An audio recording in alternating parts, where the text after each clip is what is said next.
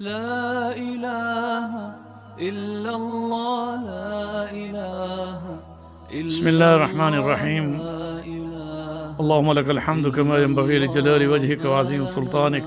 اللهم صل على محمد وعلى آل محمد افضل صلواتك بعدد معلوماتك وبارک وسلم. برادران اسلام، میری اسلامی بہنوں، ماؤں، بیٹیوں، رمضان المبارک کا مہینہ ایام معدودات کتنی جلدی سے گزر گیا. اللہ تعالیٰ نے قرآن پاک میں پہلے ارشاد فرما دیا کہ یہ چند گنتی کے دن ہیں.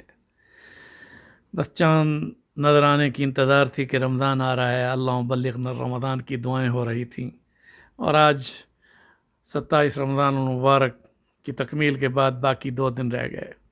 میں یہاں اس موقع پر اتنا بتا دوں کہ رسول اکرم صلی اللہ علیہ وسلم نے پھر بھی اپنی امت کو ہمیشہ امیدوں کے ساتھ رکھا.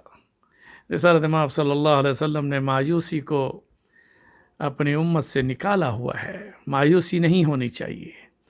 اگر پورا مہینہ انسان غفلت میں بھی گزار چکا ہو تو پھر بھی رسول اکرم صلی اللہ علیہ وسلم نے ارشاد فرمایا کہ رمضان المبارک میں جو آخری رات ہے اس میں رب ذوالجلال پورے رمضان میں جتنے لوگوں کی مغفرت کر چکے ہیں اس کے بقدر اپنے بندوں کی مغفرت فرماتے ہیں.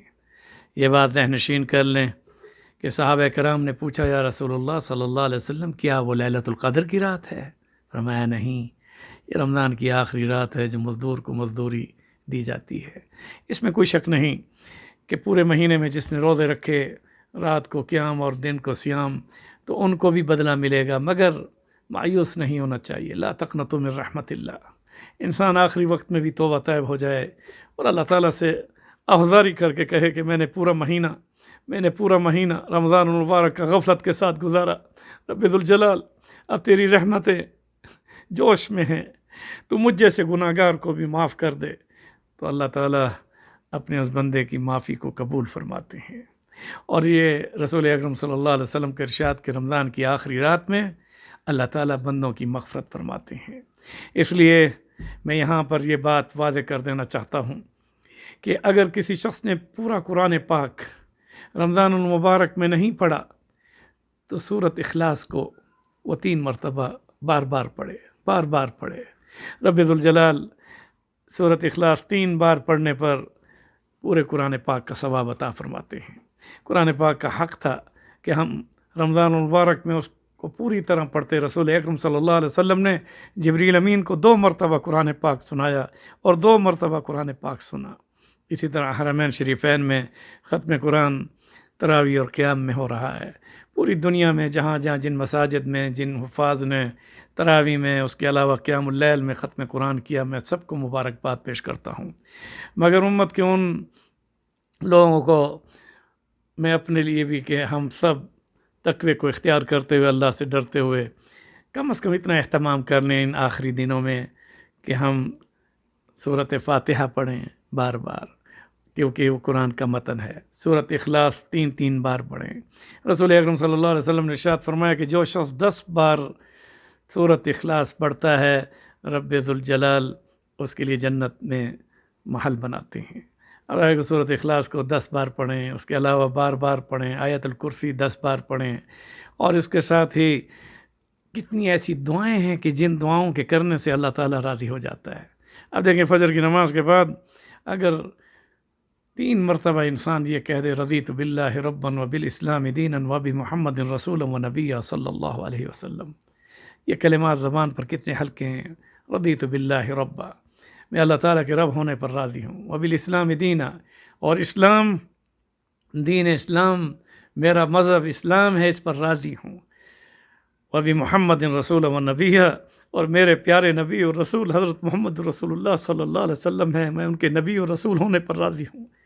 تو یہ بات سنیں کہ رسول اکرم صلی اللہ علیہ وسلم نے ارشاد فرمایا جو شخص ان کلمات کو پڑھتا ہے رب ذوالجلال قیامت کے دن اس بندے سے یوں مخاطب ہوں گے کہ تو نے دنیا میں میرے رب ہونے پر راضی ہونے کا اعلان کیا، میرے دین اسلام پر راضی ہونے کا اعلان کیا، میرے رسول کے نبی اور رسول ہونے پر راضی ہونے کا اعلان کیا، تو آج میں بھی تجھ سے راضی ہوں. اسی طرح سے بسم اللہ الذی لا یضر مع اسمہ شیء فی الارض ولا فی السماء وهو السمیع العلیم، کتنا مختصر تھا، یعنی کہ ایک کلمہ ہے، دعا ہے جس میں رسول اکرم صلی اللہ علیہ وسلم نے ارشاد فرمایا کہ فجر کی نماز کے بعد یعنی کہ صبح اور شام جو شخص تین بار اس کو پڑھتا ہے، 3 بار اس کو اگر کوئی پڑھتا ہے تو سارا دن مصیبت اور پریشانیوں سے اور آفات سے بچتا ہے۔ اسی طرح سے اعوذ بکلمات اللہ التامات من شر ما خلق، یہ 3 بار پڑھنے سے انسان جو ہے مصیبتوں اور پریشانیوں سے اور ہر آفت سے بچتا ہے۔ اب میں کیا بتاؤں، یعنی کچھ ایسی آج کل تو ویسے بھی حالات کرونا وائرس کی وجہ سے اور آدمی ہر انسان پریشان ہے۔ اگر ہم اپنے پریشانیوں کو دور کرنا چاہتے ہیں، اپنے اندر اطمینان قلب لینا چاہتے ہیں، الا بذکر اللہ تطمئن القلوب، اللہ تعالیٰ کا ذکر کثرت کے ساتھ کیجئے۔ اور میں اس موقع پر پھر کہوں گا کہ رمضان المبارک کے باقی 2 دن 2 راتیں 3 راتیں ان میں رات کو خاص طور پر اٹھ کر عبادت کیجئے، تہجد پڑھیے، اس کے بعد اللہ تعالیٰ سے دعائیں کیجئے، سجدے کیجئے۔ اللہ تعالیٰ ان مقبول بندوں میں ہمیں شامل فرما دے جن کی مغفرت اور رحمتوں کے ساتھ اللہ نے مغفرت فرما دی۔ اور اگر رمضان المبارک کا مہینہ پایا اور اس میں مغفرت نہ ہوئی تو وہ شخص ہلاک ہو گیا، وہ بڑا بدبخت ہے۔ حضور نے فرمایا میری امت کو وہ بڑا بدبخت ہے جس نے رمضان کا مہینہ پایا اور اس کی مغفرت نہ ہو۔ اس لیے بار بار انسان توبہ استغفار کے ساتھ رہے۔ میں اسی حدیث کے ساتھ کہ رسول اکرم صلی اللہ علیہ وسلم نے ارشاد فرمایا استغفر اللہ الذی لا الہ الا هو الحی القیوم واتوب الیہ، اگر یہ 3 بار پڑھ لے 3 بار تو سمندر جہاں گناہ بھی ہوں تو وہ معاف ہو جاتی ہیں۔ اسی طرح سے کچھ دعائیں ایسی ہیں، میں انشاءاللہ وہ آپ کو بتاتا رہوں گا، اور انشاءاللہ تعالی یہ سلسلہ ہمارا رمضان المبارک کے بعد بھی اور عید کے دنوں میں بھی انشاءاللہ جاری و ساری رہے گا۔ آئیے ہم مل کر یہ دعا کریں کہ رب ذوالجلال ہم سب کے صیام و قیام کو قبول فرما کر ہم سب کو اپنی رضا عطا فرمائے۔ اللہم انک عفو کریم تحب العفو فاعف عنا، وصلی اللہ تعالی علی رسولہ محمد وعلی آلہ وصحبہ اجمعین۔ إلا الله ما لنا رب سواه